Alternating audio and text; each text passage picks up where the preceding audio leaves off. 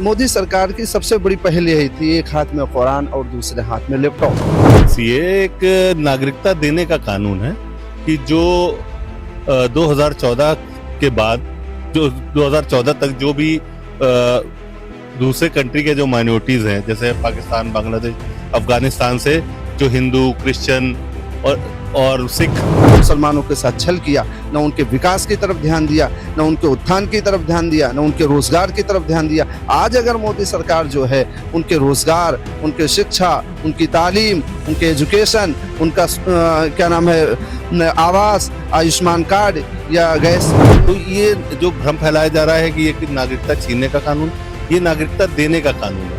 किसी की नागरिकता छीनी नहीं जा रही है। ये विपक्ष बार बार जो है भ्रम फैला रहा है, इससे नागरिकता छीनी जा रही है।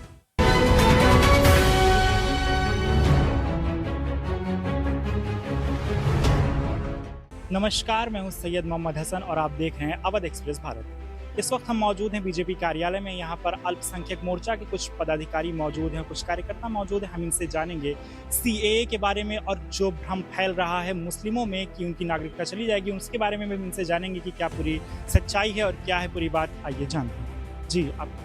मेरा नाम अनस उस्मानी है, मैं प्रदेश मंत्री हूँ अल्पसंख्यक मोर्चा में। जो सबसे पहले तो आप ये बताइए कि सीएए क्या है? सीए एक नागरिकता देने का कानून है कि जो 2014 के बाद जो 2014 तक जो भी दूसरे कंट्री के जो माइनॉरिटीज हैं, जैसे पाकिस्तान, बांग्लादेश, अफगानिस्तान से जो हिंदू, क्रिश्चियन और सिख जो लोग आए, जिनके साथ वहाँ बर्बरता हुई या किसी तरह की दुर्घटना हुई, तो वो लोग भाग के हमारे देश में जिन्होंने पनाह ली, उनको नागरिकता देने के लिए सरकार एक कानून लाई है, मानवता की दृष्टि से, कि मानवीय राहत देने के लिए, ताकि उनको नागरिकता मिल सके और यहाँ पे वो अपनी जिंदगी आसानी से जी सके। तो ये जो भ्रम फैलाया जा रहा है कि ये नागरिकता छीनने का कानून, ये नागरिकता देने का कानून है। किसी की नागरिकता छीनी नहीं जा रही है। ये विपक्ष बार बार जो है भ्रम फैला रहा है कि इससे नागरिकता छीनी जा रही है। जो मुस्लिमों में ये भ्रम फैला हुआ है कि उनकी नागरिकता चली जाएगी, वो इस तरह से बात भी कर रहे हैं। और 2019 में देखने को मिला था कि इसके लिए बहुत बड़ा आंदोलन देश में हुआ था। तो क्या सच्चाई है इस बात की कि आप? देखिए, ये सिर्फ भ्रम फैलाया जा रहा है। आप इसके बारे में आप गहन अध्ययन कीजिए। सीएए यानी सिटीजनशिप अमेंडमेंट एक्ट, यानी नागरिकता देने का कानून है ये। इससे नागरिकता छीनने और इससे कोई भी लेना देना नहीं। ये बात सरकार भी कह रही है, हमारे पदाधिकारी भी कह रहे हैं, हमारे मंत्री भी कह रहे हैं, और इसकी डिटेल व्याख्या जो है ऑनलाइन अवेलेबल है। सीएए और एनआरसी में क्या फर्क है, वो आप?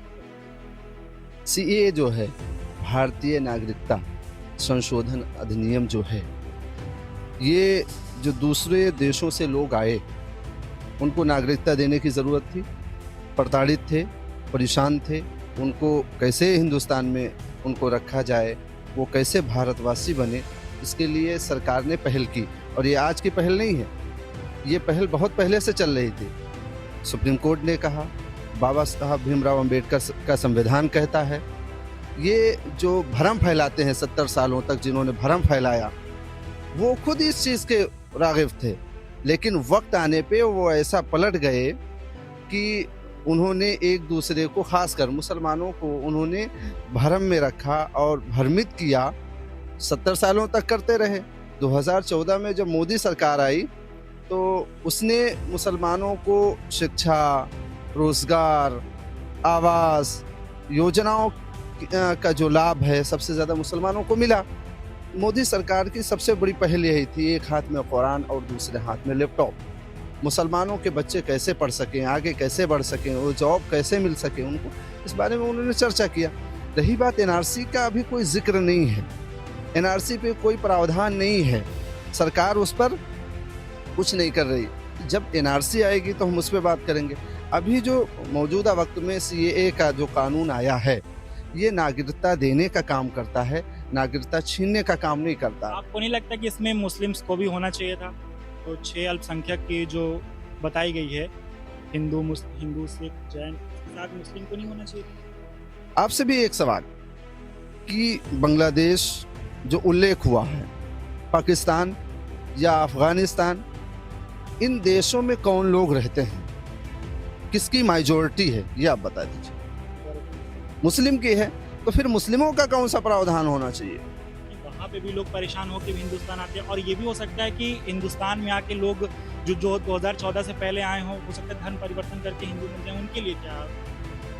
जब वो बन जाएंगे तब बात करेंगे, अभी हम उस पर बात नहीं करेंगे। जो लोग वहाँ से भाग कर आए, पाकिस्तान मुस्लिम देश से, मुस्लिम क्यों भाग कर आएगा? वो तो उसकी जागीर है, क्योंकि यहाँ से गए हुए लोग हैं।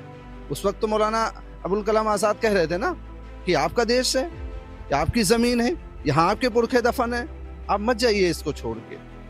नहीं, मुसलमान चले गए जिनको जाना था, तो मुसलमान क्यों भाग कर आएगा? चाहे वो बांग्लादेश हो या अफगानिस्तान हो, मुसलमान नहीं आएगा।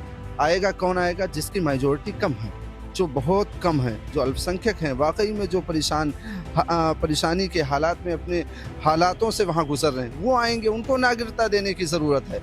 ये जो भ्रम फैला रहे हैं, जिन्होंने पीडीए बना रखा है, जिनको पीडीए बनाने की ज़रूरत पड़ी, परिवार डेवलपमेंट अथॉरिटी बना ली, इन्होंने मुसलमानों को भ्रमित किया, इन्होंने वोट बैंक की राजनीति की, इन्होंने मुसलमानों से वोट लिया, मुसलमानों के साथ छल किया, न उनके विकास की तरफ ध्यान दिया, न उनके उत्थान की तरफ ध्यान दिया, न उनके रोज़गार की तरफ ध्यान दिया। आज अगर मोदी सरकार जो है उनके रोज़गार, उनके शिक्षा, उनकी तालीम, उनके एजुकेशन, उनका क्या नाम है, आवास, आयुष्मान कार्ड या गैस योजना के तहत जो लाभ मिला है, सबसे ज़्यादा मुसलमानों को मिला है। आने वाला जो चुनाव होगा, मुसलमान जो है वो ये समझकर वोट देगा कि मोदी सरकार ने हमें एक हाथ में कुरान और दूसरे हाथ में लैपटॉप देने की बात की थी, वो पूरा कर रही है।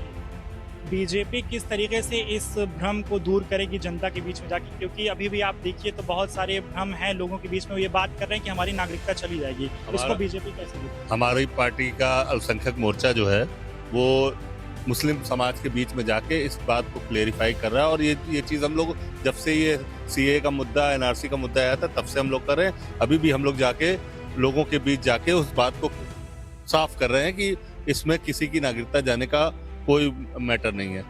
और विपक्ष का भी बड़ा रोल रहा इसमें, वो बताते हैं। जैसा आपने अभी पूछा था सवाल कि इसमें मुस्लिम्स को क्यों नहीं शामिल किया गया, क्योंकि देखिए बांग्लादेश, अफगानिस्तान और पाकिस्तान इस्लामी राष्ट्र, यहाँ पे मुस्लिम सरकार है, ठीक है, मुस्लिम कानून है, तो वहाँ पे जो ये अल्पसंख्यक है उनको धार्मिक आधार पे उनको प्रताड़ित किया जाता है। वो इसीलिए देश छोड़ के वहाँ का हिंदुस्तान में शरण लेने के लिए आए।